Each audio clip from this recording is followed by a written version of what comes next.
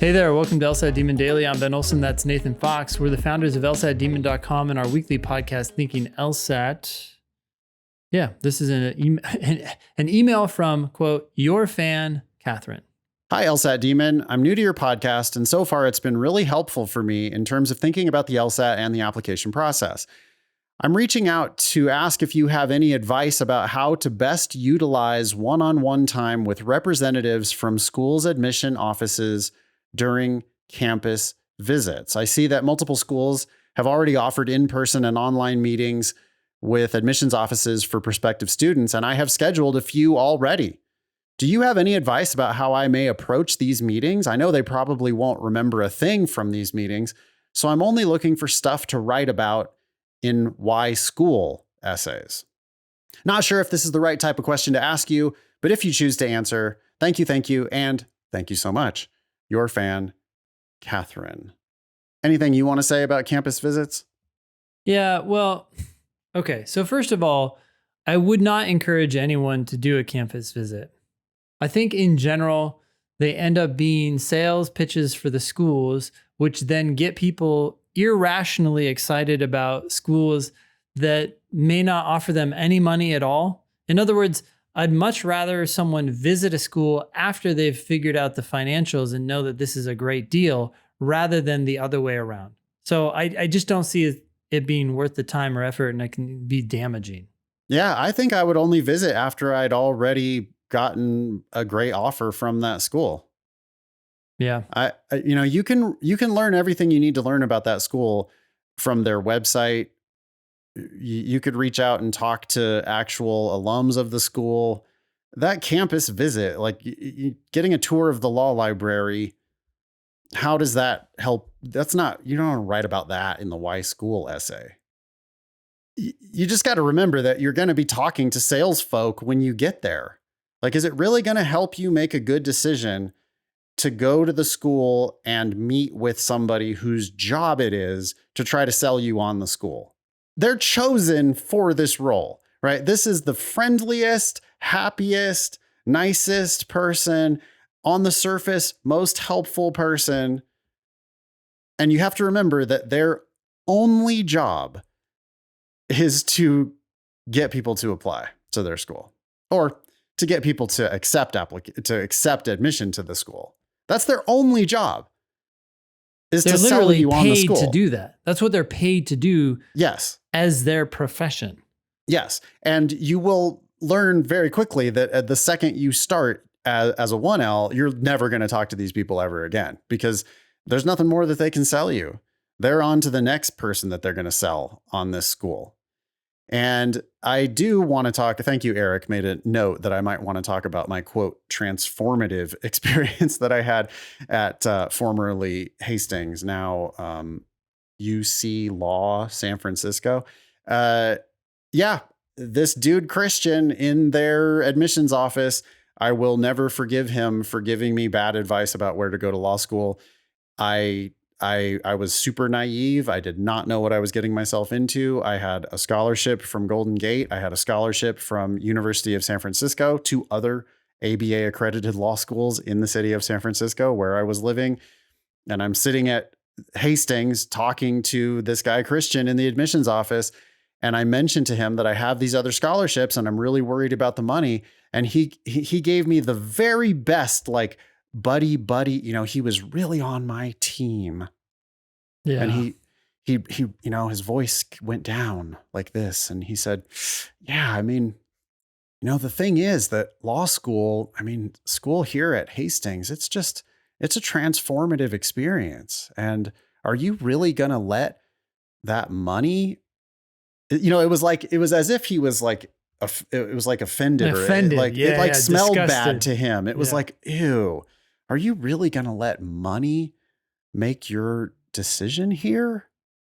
Wow. Because of this transformative experience that you're going to have at Hastings? And of course, in retrospect, that's just 1,000% bullshit. Hastings is just another regional law school. It's slightly higher ranked than USF, but it's not a dramatically different quality of law school. They charged me a dramatically different price that because USF would have given me a scholarship. And instead I'm paying full price to go to an okay regional law school like Hastings. I, yeah, I would actually encourage people not to visit law schools. I just don't think it's a good use of your time. Yeah. I think it's very, very likely a bad use of your time. Not only is it probably a waste of your time and money to fly across the country to go visit some school, but you're very likely to just get sucked into some bullshit sales pitch. These people, they're good at what they do. They do it professionally. They've built their whole career out of selling people on the idea of not just law school, but their particular law school. And they do it with thousands of students. They're having hundreds and thousands of these meetings, and you're only going to do it once. And they're just practicing and practicing and practicing their various sales pitches. They know how to overcome all objections you might possibly have. Yeah, it's wild. I mean, even just thinking about that phrase that Christian said to you, transformative. I'm sure he had used that on other students and seen it click, right? Oh, yeah. There are other things he said that didn't work, that failed. And he's like, okay, I'm not going to say that anymore. Right. But transformative. If he still work. No, I mean, and he might have learned that. That could be in their fucking manual of how to talk to people about money. Yeah. You know? And if he's still there, he's probably still using the exact same line on people who come in with like, well, I'm really worried about the debt. But yeah, I mean, the thing is, you know what? He said one other thing too that was bullshit. In all my career working here, I've never had anybody tell me that they had problems paying back their loans. He said that? Wow. Yeah.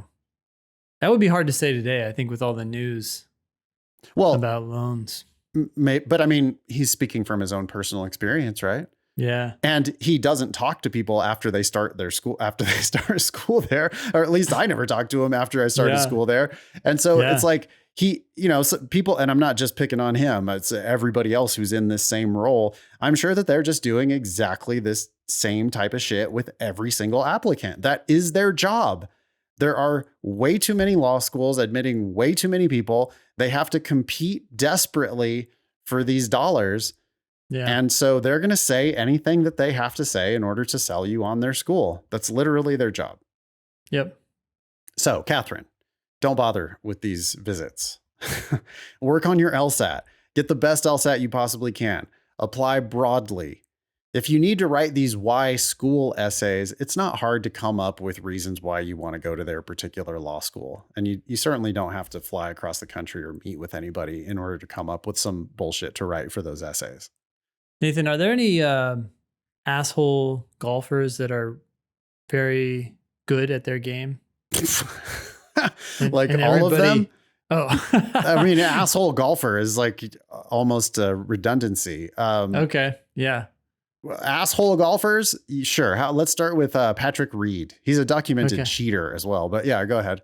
Okay. So, does he have trouble getting into tournaments because of this? Oh no. Why? Because he's good at golf. He's good at golf. Yeah. No, he's good at getting the ball, the small ball into the slightly larger hole. He's good at that. He's not a nice guy. He's an asshole. Everybody hates him. He gets booed at tournaments and stuff. But no, he gets into every tournament that he wants to enter because he's one of the best golfers in the world. I'm just thinking about these why school essays, right? It's not about writing a good why school essay. It's not about being nice. Those things are helpful. It's good to be nice. It's better to be nice than to be an asshole. But sure, it's better to be good. Oh, yeah, it's vastly better to be good. And there are circumstances where you would want to talk to these people, but you've got to flip the game on them. And you've got to be looking to talk to these people. Like, be nice to them, try to make a genuine human connection with them if you can, if you end up talking to them. But you got to just remember that you're in a negotiation with these people. By being good, I mean, have a good LSAT score. And if it's still in your cards, the best possible GPA you can get. Yeah. And if you have that stuff, and if you apply broadly, then those schools they're going to be hunting you down. They're going to be wanting to meet you. Yep. and they'll already, in many, if not most cases, they'll already have admitted you to their school and offered you a scholarship. That happens sight unseen. You do not need to meet these people in order for them to admit you. You do not need to meet these people in order for them to be offering you scholarship money if you're the right type of person. Yeah. And if you're the wrong type of person, then that's not going to stop them from still smiling and patting you on the back and just trying to bring you into the club.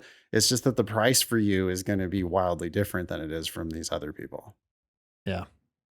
Thanks, Catherine. Email daily@lsatdemon.com if you'd like to ask us a question or share some LSAT or law school admissions news. Thanks for listening.